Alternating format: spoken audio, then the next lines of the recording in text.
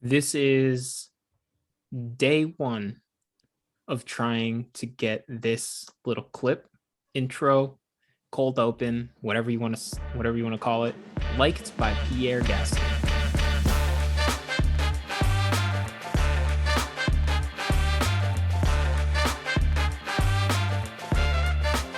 Welcome back to Break Check. We are back with another Get to Know episode. This week it's AlphaTauri, and I feel like it's very fitting because the day that we are recording this, it was officially announced that Pierre Gasly will be with AlphaTauri through 2023. Did we already know this? Yes. Are we still excited about it? Yes. What are your thoughts, Juan? My initial thoughts was, did anyone tell Pierre Gasly this time? Yeah. I'm not really sure because it seemed to be that everyone except for him knew he was going to be at AlphaTauri.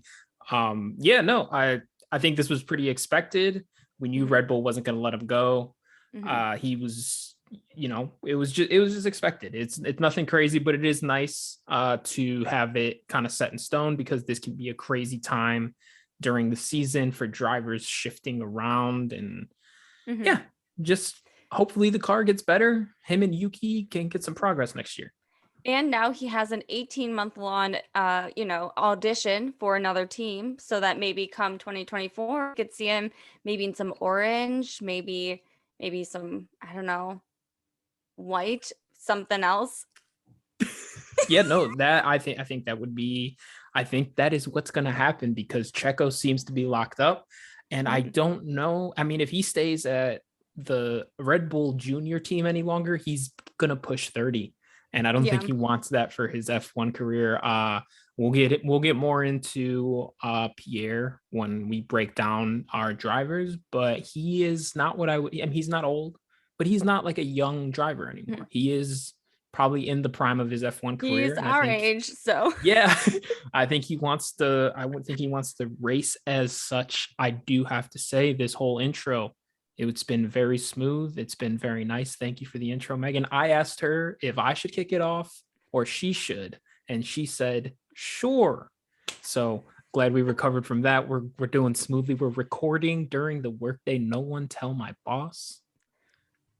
That's all right. Megan, do you have any other news for us, or should we get into some AlphaTauri history? I have no more news, which is kind of nice. I think it's been a pretty quiet week. So, well, I say quiet, but we did have the the minor news with Red Bull and their reserve driver Yuri Vips, which unacceptable. That's all I want to say about it. We don't have to talk much more on it. I think we're all pretty set in stone on that one. We always talk about how many Red Bull Juniors there are, and that's certainly a way to weed them out. Yeah, no kidding. This is going to be a clip. Please. So Scuderia AlphaTauri. You wanna give us some facts? I can lead that history convo. So they are one of the two Formula One teams owned by Red Bull Racing. They were previously called Toro Rosso from its founding in 2006 up until the end of 2019. Fun fact for everyone, if you don't already know, Toro Rosso stands for Red Bull. Megan, please. Toro Rosso. But yeah, they did switch it up to AlphaTauri in 2020 to promote the AlphaTauri fashion brand. So there's a little fun fact for you. That's why you see a lot of their promotions and the two boys wearing a lot of AlphaTauri clothing. It's the name. The team was established, though, like I said, in 2006 after Paul Stoddart sold his remaining interest in the minority F1 team at the end of 2005 to the Red Bull owner. And I'm not going to pronounce his first name, but his last name is Mateschitz. So we're going to just go with that. But the minority team, fun fact, also has been a team in F1 since 1985. So the basis, like the build of the team, has been around since the 80s, but obviously it's changed ownership and everything. So Red Bull really didn't come into effect until 2006. And another fun fact too, former Formula One driver Gerard Berger, he was a 50-50 owner for about 2 years. He split the ownership with Mateschitz. But then Mateschitz eventually regained the ownership and bought back Gerard's half. And 2 years later. I think when I first got into F1, I was kind of like, what is this team's deal? Because they were very clearly just the second Red Bull team. Hmm. And I at first, like before I really looked into it, I like didn't understand how a team was just allowed to have two teams. Why aren't any of the other teams doing this? But then I realized like Williams has been feeding into Mercedes. Hmm. Ferrari has its associate teams with Alfa Romeo and Haas. And I think it's just the only junior team that's like explicitly named after the actual team or Yeah. has the same branding, I guess. Um, they're an interesting team. And I feel like kind of just known for being the team that has uh just launched some F1 careers. Hmm. Also, Yuki's a real handsome guy. Oh, you know what? Hmm. Is here's a little breakout point. Is AlphaTauri the handsomest driver lineup? No. You don't think so? Okay. Who would you say? Oh, Ferrari's pretty cute. Well, okay, I wasn't even thinking about Ferrari, but Ferrari I would say is still above AlphaTauri. I was thinking McLaren, You think but McLaren is? bounces Daniel is more of a like the cheeky kind of funny. yeah, no, Daniel is more of a like, let's go to like a music festival and have a little bit of fun kind of guy. Pierre Gasly looks like he would steal your wife and laugh about it. That is a handsome man. I don't know if I could talk if I ever met him in person. And Yuki is just like the biggest sweetheart in the world. Yeah. Okay, I mean, I get your argument. I think looking back, I want to say Ferrari still, because you have spicy Carlos over there, and then you've got the sweet, handsome Charles. So, Carlos Sainz is a handsome man. mhm. Um, Now hear me out here, okay? Hear me out. Sorry, I'm going on this tangent. It needs to be discussed. And I have some opinions. Okay. Sneaky. Mercedes. Mm. Oh, Very, very different kinds of attractive, but you're getting a little bit of everything. yeah. You're with You. George, you're getting the trim, successful young man, you Mhm. know? And Lewis, you're getting the worldly experienced. You get like a man from Lewis, and Mm-hmm. you've got, this height, this like young charismatic personality from George. Uh-huh.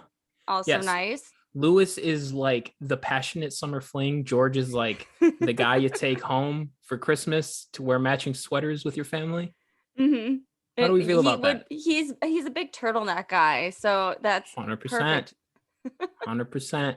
Lewis is always wearing, he's a little shorter, wearing always Mhm. like the baggy, trendy clothing. Yeah. George is a little taller, but not a little taller. He's a lot taller. He's always clean cut, trim. Hmm. Shirts fit him perfectly. I'm just saying, Mercedes might be a sneaky most Yeah. attractive on the paddock. We might have to make this a poll on our Twitter. Oh, we're definitely going to have to. We'll make it a poll. We'll make it Ferrari. We'll Mhm. make it Mercedes. We'll make it AlphaTauri because this is who the episode's about. Of course. And we'll have another option in case anyone who's wrong wants to voice their opinion. Yeah. Okay. We'll do other. Yeah. Anyway, so before I derailed us, anything, anything else you need to chip in? No, not really. I mean, we could list some of the notable drivers. I'll be honest though, a lot of the notable drivers from AlphaTauri are also current Formula One drivers like Yeah, Sebastian Vettel, Daniel Ricciardo, Pierre, we'll go over Max. So Carlos. Carlos, yes, like a lot of the notable drivers are very recent. I wouldn't say AlphaTauri has the best track record in their history early on when it came to performance. Just doing some of the research and the reading, I feel like I think they've won the same amount, if not more, podiums and or finishes or points than the Toro Rosso season did in its entirety. Weird team to cover history for when you are just essentially a testing team for a world Hmm. championship team. I will say, at AlphaTauri today, though, they are currently seventh in the constructors, with Pierre in 11th place and Yuki in 15th, just to see where we're at a couple races in. Yeah. I think we've both said we think it's been a bit of a disappointing year for them. I think we were both expecting more. Yeah, I'm hopeful for them for maybe next year, but I don't think it'll be too different for the remainder of the year. After psychoanalyzing the pattern of presentation for these episodes, we have now decided that I'm going to go first and talk about Pierre Gasly. So, once again, scrolling down to my notes, the difference in our notes is insane. It's alarming. I wish you guys could see this. I can't believe we're talking about the same stuff. All right, Pierre Gasly, born February 7th, 1996. He drives under the French flag. I believe his super license is under, I think it's a French license. He's 26 years old. He's a little bit older than me. He is actually 7 months older than me, almost exactly. His whole family, like many of the other drivers, had karting experience, kind of what got him into it.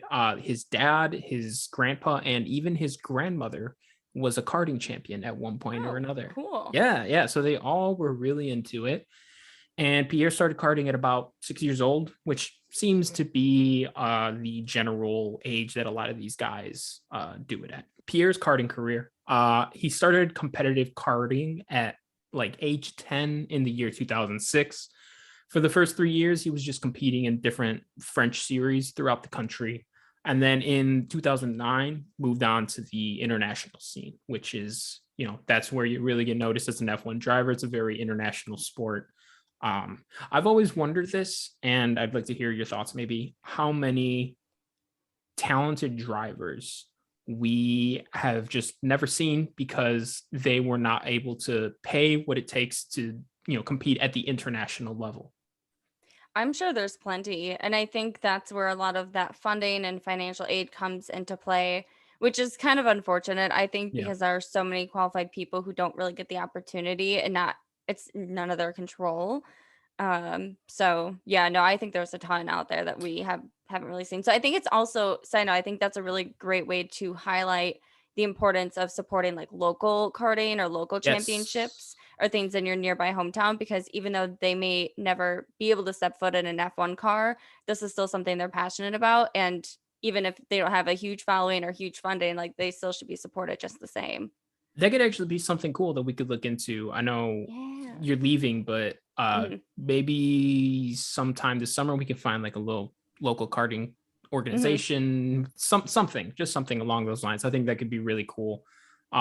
Even like if you think about it, just on like some of the stories we know and have heard, I mean, we probably almost didn't see Lewis Hamilton just because True. The struggles that I know he has talked about a little bit with his dad keeping him in karting throughout his life. It's just crazy to think about, Yeah.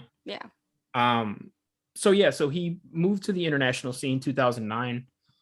He was the runner-up in the CIK FIA European Championship, so like a FIA sponsored championship series. There's a ton of different karting series that these guys compete in. I don't know that we'll ever have like a set like karting level 1, karting level 2, kind of how we do with Formula racing.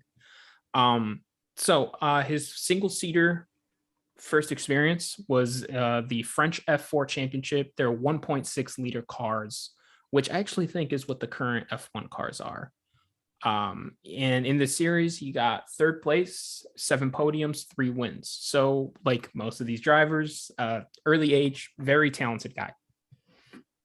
Then moved on to Formula Renault. I think we've mentioned this before. It's kind of a Formula 3 subcategory. They just race in Renault powered cars. Renault, formerly a team, no longer. RIP to Daniel Ricciardo's offshoot from Red Bull. I didn't know. I started talking without an end there. So these are 2.0 liter cars. 2012, he raced for R-Ace GP was the team name, and a little fun fact, they're spelled R-ACE, like race altogether. Clever. A little fun, quirky marketing. Thought you'd appreciate that. Love a good marketing. He came in 10th with podiums coming at Spa and Nürburgring. Don't know where that is. That's a cool one. Germany. Oh, okay. Interesting. Cool. So 2013 moved to Tech 1 Racing, and here he got 5 podiums, wins at Moscow, Hungary, and Le Castellet. But yeah, he won the championship that year in Formula Renault. So anytime you win any sort of championship in those lower level Formula series, I think you're a threat to kind of start taking the next step. 2014, he competed in Renault 3.5, and he was hired by Arden, which I think you have mentioned before, and that is a Christian Horner run kind of lower level racing team. He also at this time, coincidentally, became a Red Bull junior driver. In this Renault 3.5 season, he actually finished runner-up to none other than Carlos Sainz. So this is just another example of these drivers have been racing each other forever. And I think this was a good way to bring up that I really hope Pierre does get an opportunity at a better team that's not like a junior Red Bull team soon, because his contemporary here is Carlos Sainz, who is currently also in the prime of his career, and he's at Ferrari and he's enjoying success, even if this year's been a little tough, but he has gotten the chance to kind of go to a team that is looking to take the next step and show what he can do. And that's just not something Pierre's gotten to do yet, you know? Yeah, I agree. I mean, I think right now his best shot is McLaren for 2024. Yeah. Because that's really the only team I could see providing a car worthy of a championship that doesn't already have both of their seats filled, unless Hamilton retires 2024 and then Pierre goes there. I could see that happening too. But like Ferrari's capped for a bit. Lando's obviously got a multi-year contract. George's at Mercedes for a bit. So really that, and then obviously Red Bull, of course, is filled for entirety. So I don't really see where else he could go that would provide him a competitive car. I think Pierre Gasly's dream scenario is Lewis Hamilton wins the driver championship next year and retires. Yep.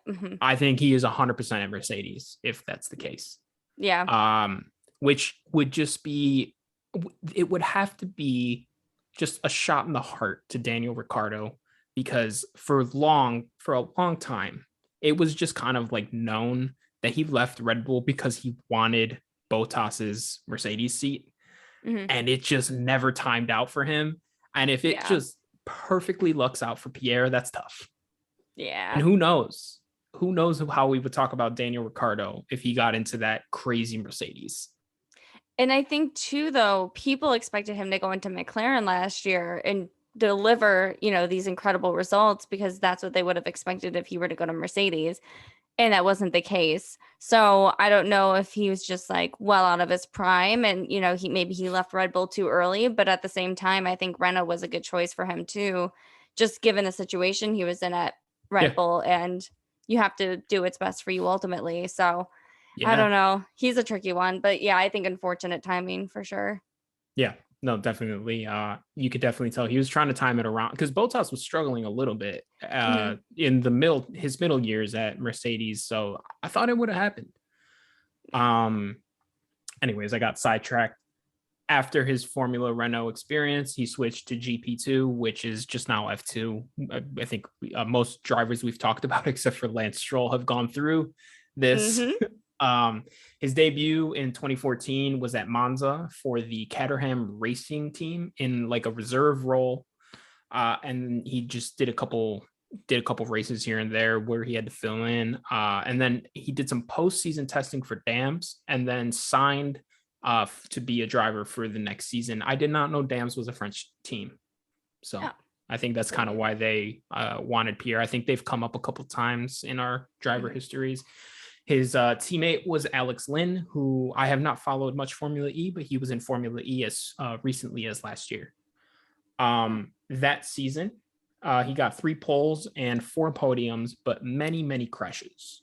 So I think he had some trouble adjusting at first and was kind of hitting people a lot. He finished 2 spots behind his teammate Lynn in the Drivers' Championship standings. So not the season he wanted to have. But then the following year, he switched to Prema Power Team in 2015. His teammate was Antonio Giovinazzi, who has come up a couple times. I think he is formerly an Alfa Romeo driver, I believe. I mean, they changed their whole driver lineup this year, but he last year raced for them, I believe. And currently, he is a reserve driver for Ferrari and its affiliates, so Ferrari, Haas, and Alfa Romeo. That season, Pierre Gasly won the GP2 championship. So, like I said, once you start winning championships, then you're a threat to move up. And he did, not immediately, but after this, he actually went and raced in Japanese Super Formula in 2017. He raced for Team Mugen. I don't know how to pronounce it, but the car was a Red Bull sponsored Honda. So I think it was just kind of something for him to do while they got that Toro Rosso seat ready for him. He won 2 races in Super Formula and missed the championship, or he missed winning the championship by half a point. Ooh, tough. So his Formula One career, he had a variety of testing experiences from 2015 until his debut in 2017 for Toro Rosso. His 2017 Toro Rosso debut was at the Malaysian Grand Prix, and he was outside of points. Generally, that's how most debuts go. He then had a Super Formula conflict because it's both 2017, so there's a little bit of overlap. So he returned. He had to be away from the team for a bit, returned for the Mexican Grand Prix. And then next year, he became a full-time driver when Toro Rosso, they decided to drop Danik Viet. I think that's how you pronounce it. So then 2018, he became a full-time driver with Brendan Hartley, who I don't think I've heard of before. He was just there for a little bit. Yeah, just a little stopgap. Yeah, just a guy. Yeah. So his first points in 2018, his first points in Formula One were at the Bahrain Grand Prix, qualified in 6th, got moved up to 5th when Lewis had a grid penalty of some sorts, and he finished in 4th. And then he finished the season with 4 more points finishes, finished the year 15th place, 29 points, and well ahead of Hartley's 4 points. So pretty standard, first full season in Formula One. Nothing crazy, but did show some promise. He's obviously a lot faster than his teammate. This is where things with Pierre get interesting. And you'll know if you've seen Drive to Survive, it is like the plot of the second season, third season, second season. Yeah. So in 2019, he got moved up into the second Red Bull seat after Daniel left for Renault. He was bad. Like, he was not good. I think we can just say it like that. Like, he was just consistently off pace. He was often being lapped by Max, that's tough when you're in the same car. He only ever outqualified Max when Max got held up by a red flag in qualifying. He did, however, have 2 fastest laps at the Chinese Grand Prix and at Monaco. So did have a little bit of something there. His best finish was the British Grand Prix in 4th, and that was only because Max and Seb collided. So Pierre really struggled when he was at Red Bull, and there started to be pressure to get him out of the seat because they were trying, at the time, Red Bull's like Christian Horner would foam at the mouth when thinking about beating Mercedes and the constructors. So they needed a second driver who was going to be performing. This pressure ratcheted up at the Hungarian Grand Prix because Max lapped Pierre, and then Max then lost to Lewis and really needed his teammates' help to just hold him off. And he wasn't there. And I think Lewis beat Max pretty easily. Probably would not have happened had they had a second car up there to strategize with. But after this race, Christian Horner said that they were going to keep him through the end of the year. By the summer break, or after the summer break, we would then find out that Alex Albon was going to be replacing Pierre, and Pierre would be going back to Toro Rosso. So it seemed Christian was willing to keep him there, but I don't know if maybe pressure came from above And, they were like, hey, no, we're competing. We got to get him out of here, get someone else who can compete. And Alex actually did pretty well, I think, Hmm. like at first, at Yeah. least, I when he mean, was double, brought I in. think, what Pierre had done. Right. So it's just to see what went into their decision at the summer break. Pierre Gasly was in 6th in the driver standings, had 63 points, and he was barely ahead of Carlos Sainz, who was in a much slower McLaren. Max had 181 points, 2 wins, 5 podiums, and 1 pole in the same car. So I think this is definitely where their decision came from. So this is not related to Toro Rosso or AlphaTauri, but talking about Pierre being barely ahead of Carlos in the slower McLaren just made me think about this, and I wanted to get your thoughts. Yeah. Carlos is obviously in a good situation at Ferrari. He's in a very fast car. It's where he wanted to be. It's where he picked to be. But he does seem a little destined for a career of being Charles's second driver. Yeah. Which begged me the question, do you think both teams or both parties, Carlos Sainz and McLaren, would have been better off staying together? I think if you had asked me last year, I would have said, yes, they should have stayed together because McLaren was doing fantastic last year. And I think it would have been a great opportunity for Carlos to probably not win the world championship, but at least be, third or something, like very close. However, I still think that, this year might not be Carlos's year to be number one driver, but I don't think it's a hard no in the future. And I think that Carlos has his best opportunity to just do his best in the Ferrari car. I mean, you see the McLaren and how many issues they've had now. And even next year, if they do have a better car, I can't see it being at a Red Bull or a Ferrari level. So I think, yes, it was unfortunate and it does suck to see Carlos kind of stuck in the second driver position. But if he has a year, next year, like Checo, where Checo is just almost neck and neck with Verstappen, I don't see how they could force him to be a second driver next year. So those are my thoughts on it. I definitely think that it's an interesting what if, because he Mhm. did do really well and he overachieved at McLaren. Mhm.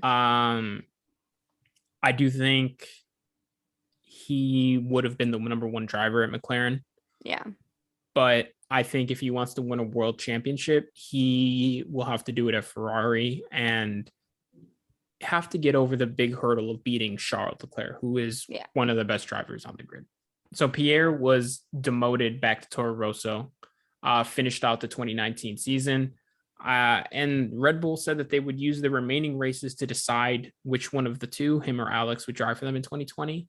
And I actually have a Christian Horner quote on the situation. He said, Pierre really needs to take some time out during the break, reflect, and take the lessons into the second part of the year. We desperately need him realizing more of the potential of the car. And that's kind of harsh. Mhm. That's tough. Ow. Yeah. Um, so he went back to Toro Rosso and he killed it. He did incredible. And he finished the year with 5 more point finishes. His best result was at the Brazilian Grand Prix. He qualified 7th, and then Bottas and both Ferraris retired. Bottas at this point in Mercedes, and then Lewis and Albon collided up front, and Mhm. so Pierre actually finished in second, holding off Lewis at the end, like in like a straight line It drag. was so great. It was so great. Which I mean, at the time, I mean that year's Mercedes might be the fastest race car of all time. You know, so to Yeah. beat it in a straight line drag, it's super impressive. So he came, whatever Christian said to him, he took it to heart, and he He's really, like, "Oh." really, yeah, yes, absolutely. When he went back to Toro Rosso is when he became the driver that we know now, who is Mhm. super good and has a lot of potential for any team who's looking to take that next step. So not to gloss over the 2 years after he went back, but the team rebrands to AlphaTauri as we know them today in 2020. And how does Pierre follow up this great finish to 2019? He gets his first win in 2020 at the Italian Grand Prix. He, after some penalties and pits and this and that, he inherited the lead and just held on and won. There's an entire episode of dedicated to this in Drive to Survive, and it's possibly one of the best episodes in the whole series. Highly recommend. It's one of my favorite episodes. We can add what episode it is in the description. We'll add what episode it is in the description. I think it's possibly the best episode of Drive to Survive, especially after seeing what Pierre went through after one of his best friends died in a Formula 2 accident. You really, really learn to learn to really like Pierre in Drive to Survive. And just being able to see him get his first win while the Red Bull team is watching, it's great. But yeah, he finished the 2020 season 10th with 75 points. Pretty good for being at AlphaTauri. Finished the 2021 season at 9th, 110 points and a podium at Azerbaijan. And here we are today. Pierre Gasly is possibly going to be the most coveted driver on the grid in a year. But that's his career. He's had a pretty standard F1, climbing of the ladder until recently. I think he is still treated like a junior driver when he is very much a driver in his prime. Yeah, I agree completely, which is why I have no doubt after 2023, he's gone to McLaren or Mercedes or something. I wouldn't be surprised either if he was out for a year to wait another year for a Mercedes seat and just did anything else. Yeah. Just because he deserves that, one of those big seats, and I don't think he's going to accept anything less, just given the past few years of being put back and pushed down and having to constantly prove himself. I don't think he has to do that anymore. I think it's just his. I think at this point, Red Bull's they have no intention of driving him on the main team. Yeah. I think they're just being stubborn to be stubborn. And honestly, he shouldn't be driving on the main team anymore. They already picked Verstappen as their golden boy, and Pierre deserves more than that. He's not a second seat driver. 100%. We can move into Yuki if you'd like. Yes, I would love to. So Yuki Tsunoda, he was born on May 11th, 2000, makes him 22 years old. He's a Japanese racing driver.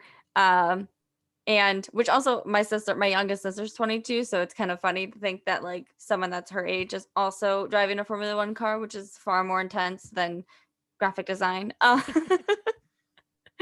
But so he's been supported by Honda since 2016 through the Honda Formula Dream project, which I'll mention again in a bit. But he started his racing career at 10 years old when he joined the JAF karting championship, which I thought it sounded a little bit later than many of the other drivers, just in terms of when they got into the sport, or when they started driving a car. I couldn't find much history on his younger previous experience in a car.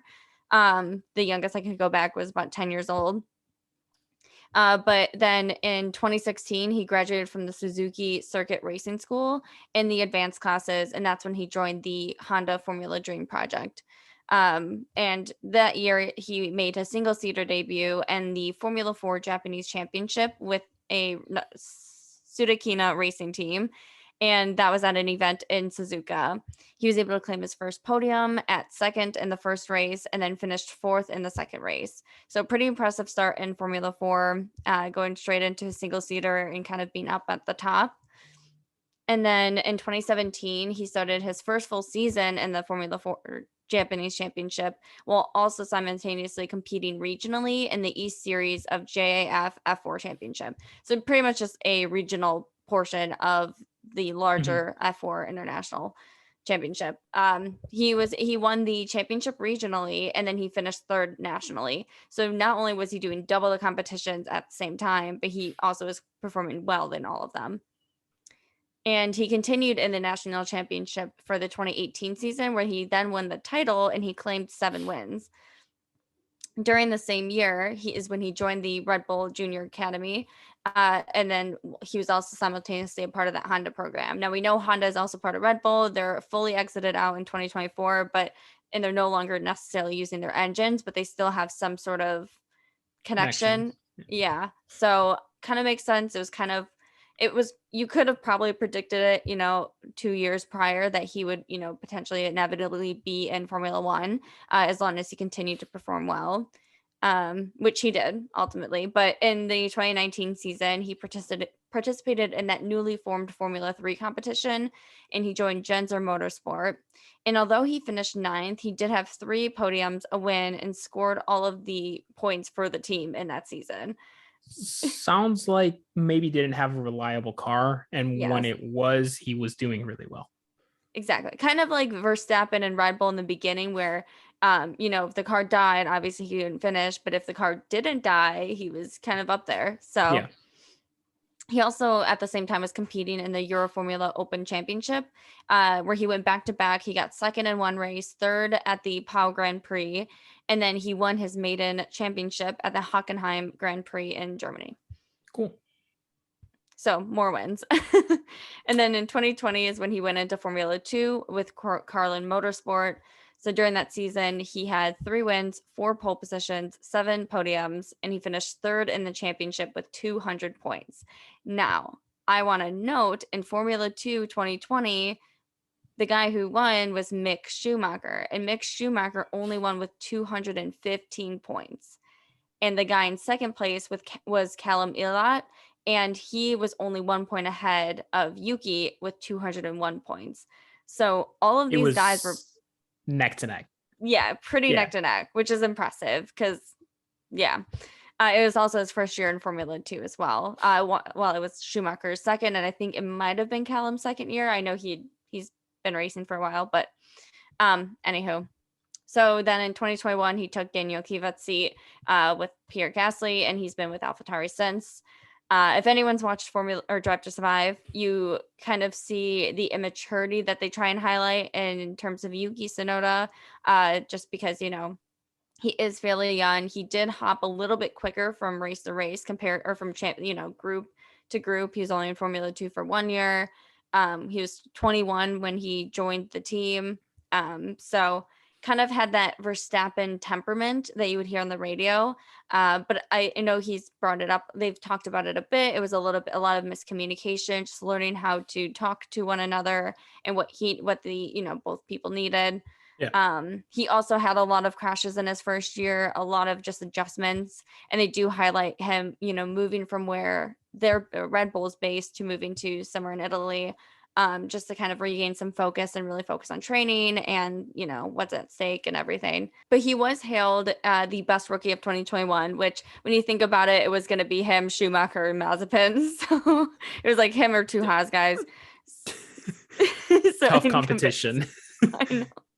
Hard race for him. It's like saying Zoe's the best rookie this year. He's the only rookie. So, but he did finish 9th in his first Formula 1 race, which I think is pretty impressive because not everyone gets points in their rookie or in their debut race for Formula 1. And he did also have a pretty strong race at the Hungarian Grand Prix after, some setbacks. He started in 16th, but he finished 7th and was promoted then to 6th after I think it was Vettel had a disqualification that race. So that was another great performance from him. And then there were several races where he made it into Q3 for qualifying, but only one time of those 7 times did he actually turn those results into points. And that was at the USGP where he finished in 9th.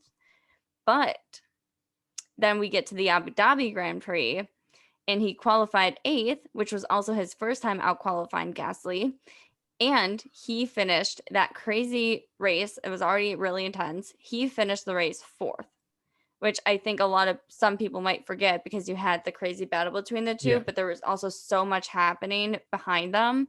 And to see Yuki come up to 4th, I think was really impressive and kind of like a nod to everything that he had gone through last year, because a lot of people were disappointed in his performance and his temperament and all the crashes that that had happened largely to his fault. And so to see kind of that improvement over the year, I was very hopeful for him this year. And I think he's doing very fine. I mean, it's a 5-4.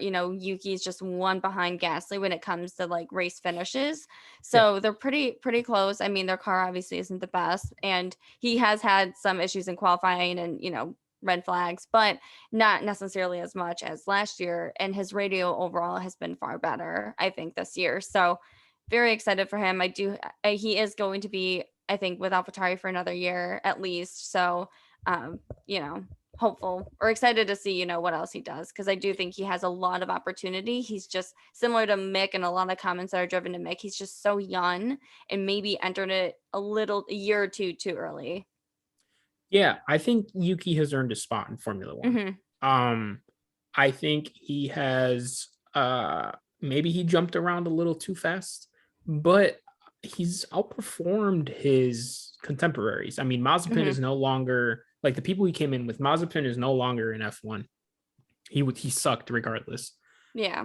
And I mean, I would say Yuki's a better driver than Mick. So, I think he had a bumpy start. I think the Red Bull program, just because they have so many people they can replace you with, there's extra pressure to perform. I think he's earned his spot in F1. I think he has done as good as he can this year. And if the AlphaTauri car can get a little faster next year, I think him and Pierre can both surprise people.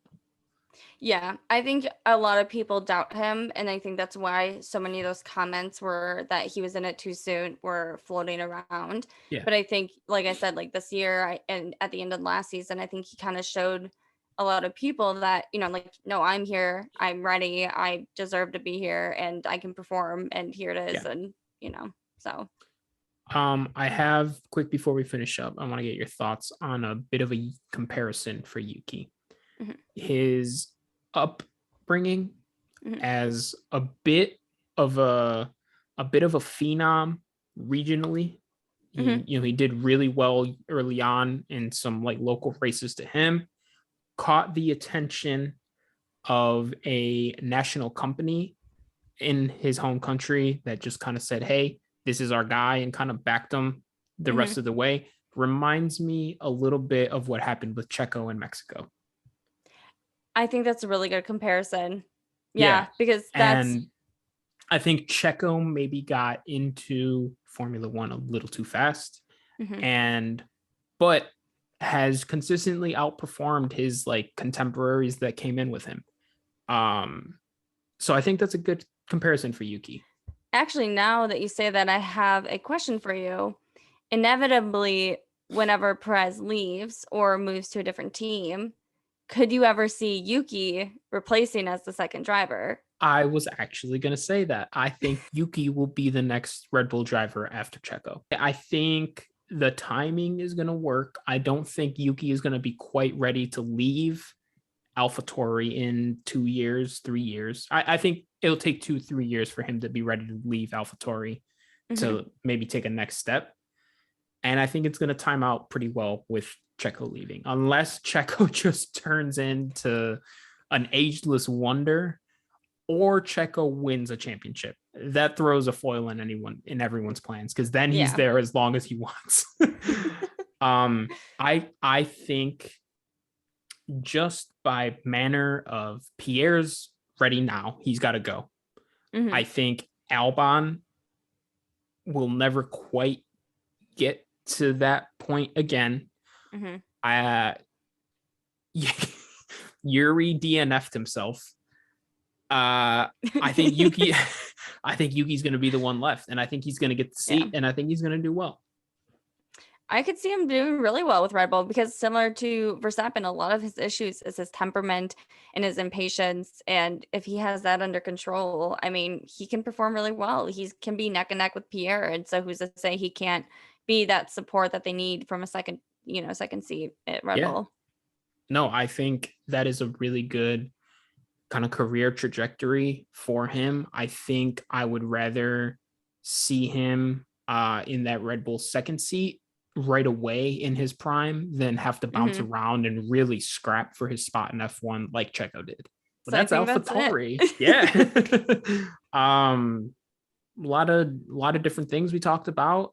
Some relevant, some not. So sorry about that tangent again, Serious but debates going had to on be earlier. discussed. I'll get some clips edited for us on that. We can get everyone's opinion on Yep.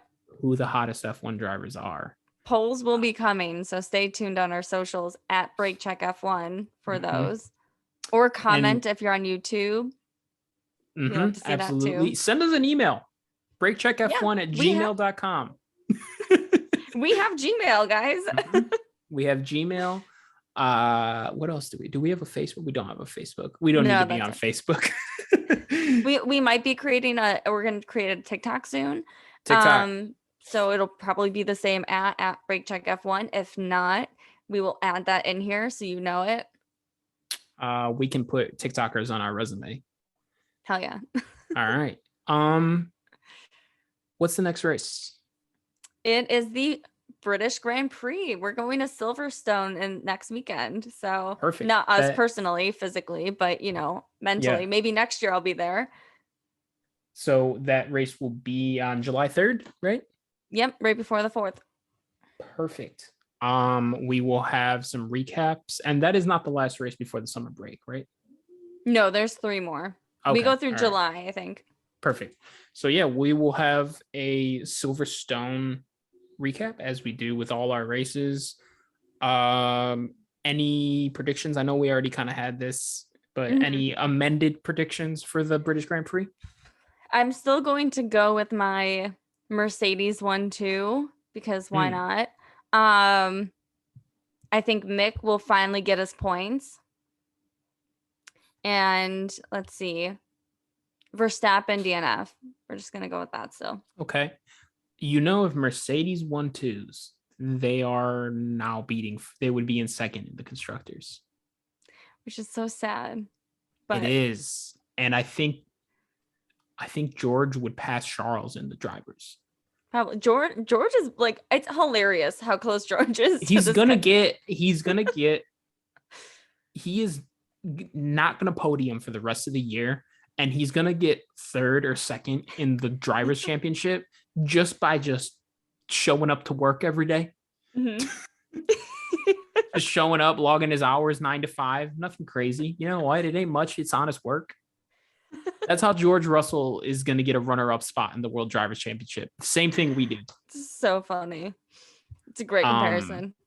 Yeah, that would be great. I'd love to see some action, some craziness at the British Grand Prix.